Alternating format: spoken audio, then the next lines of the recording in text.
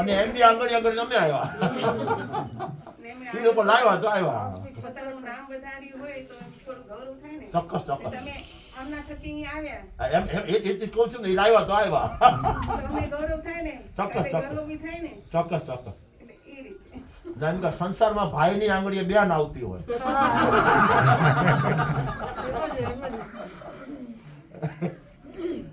મને કહેવાનું એમ છે કે તમે આજે અમારી જે વાડીમાં આવ્યા આટલા વિશાળ સંખ્યામાં, તમારી આ ધરતી, વાડીની ધરતીના કણ, માટીના કણ પવિત્ર બને અને અમારું આંગણ તો પાવન થયું. એટલે અમે એમ કહીએ અમે કેટલા સદભાગી કે ભાગ્યશાળી કે અમે ધન્યતા અનુભવીએ છીએ. ચોક્કસ ચોક્કસ.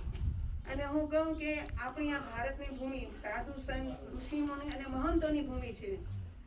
અને ભારતના સંસ્કૃતિ અને સંસ્કાર આપણે કે તમારી બધાની અનમોલ દેન છે. આપણે આપણી વાડીએ ગયા ત્યારે આપણે જે પ્રવચન કર્યું બાળકોમાં, આપણી વાડીએ ગયા ત્યાં સ્કૂલમાં આપણે પ્રવચન કર્યું જનાબાઈનું, ગોપાલ કૃષ્ણ ગોખલેનું ને મા બાપ વિશેનું અને આપણા ભગવાન વિશેનું જે લોહીના કણ કણ નસ નસમાં વણાઈ જવું જોઈએ. એટલે આપણે કે સંસ્કાર, સંસ્કૃત અને સંસ્કાર બેનું સિંચન થયું. તો મને એમ લાગે છે અમારા જે બાળકો ત્યાં હતા એ અમારે પરિવારની સ્કૂલ કહીએ તો સમજી શકાય કે અમારી જે આજુબાજુનો વિસ્તાર છે એ અમે પરિવાર જ લેખીએ છીએ કે અમારા જ બધા એમ બાળકો ત્યાં ભણે છે. અને એ જગ્યા પર તમે ગયા ત્યારે અમને કેટલો આનંદ થાય.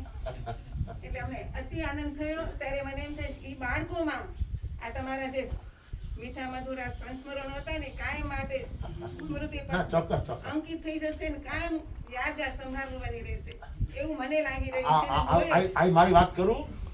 એક સ્કૂલમાં ગયો તો ઓછામાં ઓછા 2 થી 2,500 બાળકો હતા અને નાની મોટી વાતો મા બાપ ઉપરની કરી હશે એટલે બધા બાળકો ઉલ્લાસ, ઉમંગ, ઉત્સાહમાં આવી ગયા, સમજી ગયા. અને ત્યારે પછી મારે ગોચરી જવાનું હતું. આની ગલીમાં ગોચરી જવું ને